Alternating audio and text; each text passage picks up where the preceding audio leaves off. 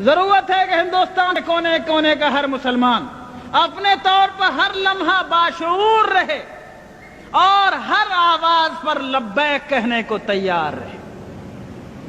دوسری ضرورت اس بات کی ہے لوگوں کہ دین یا کوئی راستہ، آپ کے ہاں سروے میپ چھپتا ہوگا، اگر کبھی 100 برس پرانا سروے میپ آپ نے دیکھا ہو، بہت سی روڈ، بہت سی سڑکیں اس میں دیکھیں گے آپ۔ آج تلاش کریں گے وہ سڑک نہیں ملے گی، وہ ڈیڈ روڈ ہو گئی۔ کیوں؟ لوگوں نے چلنا چھوڑ دیا۔ جس راستے پر اس کی بالکل ثبوت موجود ہے کہ یہ روڈ تھی، لیکن لوگوں نے چلنا چھوڑ دیا، وہ راستہ نہیں رہا۔ اور جہاں راستہ نہیں تھا لوگ چلنے لگے تو لوگوں کے راستہ لگا لینے سے راستہ بن جاتا ہے۔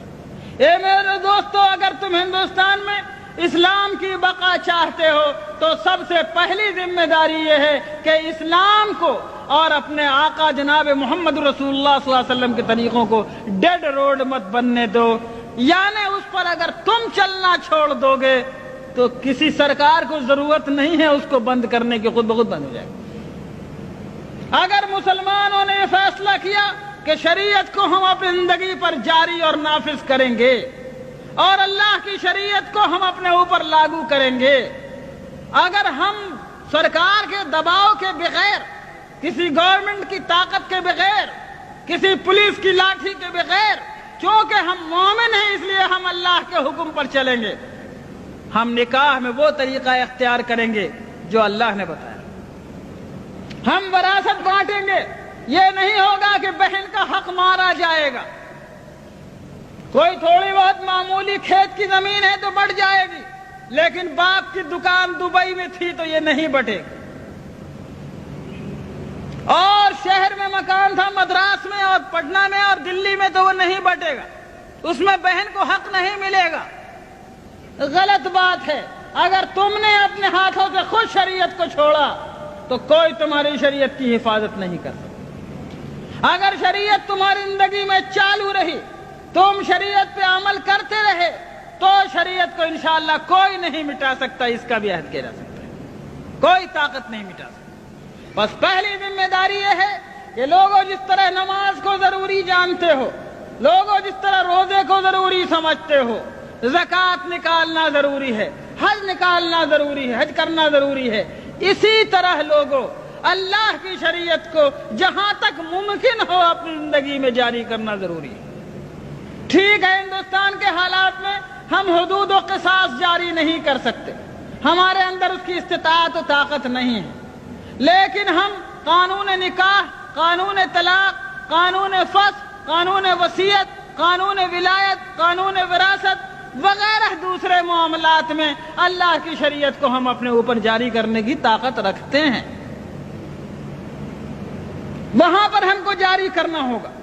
سنو لوگوں، اللہ تعالیٰ نے ہم کو اتنے کا مکلف بنایا ہے جتنے کی ہمارے اندر طاقت ہو، اس میں کوتاہی کریں گے تو پکڑے جائیں گے۔ سیدنا امام بویتی رحمۃ اللہ علیہ بہت بڑے عالم گزرے ہیں، فقہ شافعی کے بہت بڑے امام ہیں۔ جب خلافت عباسیہ کا زمانہ تھا، مسئلہ خلق قرآن پر ان کو قید کر دیا گیا جیل خانے میں، ان کے پیروں میں بیڑیاں تھیں۔ جب جمعے کا دن آتا، جمعے کی اذان کے وقت اپنے جیل خانے کی کوٹھری سے گھسٹتے گھسٹتے زمین پر نکلتے اور مین گیٹ تک جیل کے پہنچتے، سارا بدن لہو لہان ہو جاتا، خون سے بھر جاتا۔ جب جمعے کی نماز پڑھ کے لوگ واپس آتے تو پھر یہ اسی طرح گھسٹتے گھسٹتے اپنی کوٹھری تک جاتے۔ لوگوں نے کہا حضرت آپ ایسا کیوں کرتے ہیں؟ آپ قید میں ہیں، آپ جمعے کو جا نہیں سکتے، پھر کیوں آپ گیٹ تک اپنی تکلیف فرماتے ہیں؟ کہا کہ اور کچھ نہیں، اللہ تعالیٰ نے کہا ہے اذا نودی للصلاة من یوم الجمعة فاسعوا الى ذکر اللہ، اے لوگوں جب جمعے کی اذان پڑھے تو دوڑو اللہ کے ذکر کی طرف۔ میں اس بات سے ڈرتا ہوں کہ جہاں تک میں جا سکتا ہوں اگر وہاں تک نہیں گیا تو کہیں اللہ مجھ سے پوچھ نہ لے کہ بویتی تجھ کو میں نے گیٹ تک جانے کی طاقت دی تھی، تو وہاں تک تو جاتا، آگے لے جانا نہ لے جانا میرا کام تھا، تو میں اللہ کو کیا جواب دوں؟ सैयदना इमाम बुवैती के इस वाक़े से, जो एक निजी और शख्सी वाक़या है, मिल्ली जिंदगी में हमारे और आपके लिए इबरत का एक सामान मौजूद है। मिल्लत इस्लामिया हिंदिया अगर ये सोच करके सब कुछ हम नहीं कर सकते, जो थोड़ा कर सकते हैं उसको भी छोड़ देने को तैयार होगी, तो याद रखो पूरा दीन तुम्हारे हाथ से निकल जाएगा। लेकिन जितना भर करने की इस्तिताअत तुम्हारे अंदर है, जितना भर अमल करने की ताकत तुम्हें इस मौजूदा हालात में अल्लाह ने दी है, उतने भर अहकाम पर अमल करने का फैसला करो। इंशाअल्लाह खुदा ताला हालात को बदलने वाला है। आगे का नतीजा हमारे और आपके हाथ में नहीं है। मेरे बुजुर्गों और दोस्तों, हिंदुस्तान में जद्दोजहद जो शरीयत इस्लामिया के तहफ़्फ़ुज़ की चल रही है, इस जद्दोजहद को कामयाब बनाने के लिए आपको हर कोने में, चाहे आप जहां रहते हो, अपने हालात से बेखबर नहीं रहना चाहिए। मसाइल का सही शऊर पैदा करना चाहिए, शरई अहकाम लोगों तक पहुंचाना चाहिए और अपने समाज को सही इस्लामी खतूत पर जारी करने की कोशिश करना चाहिए।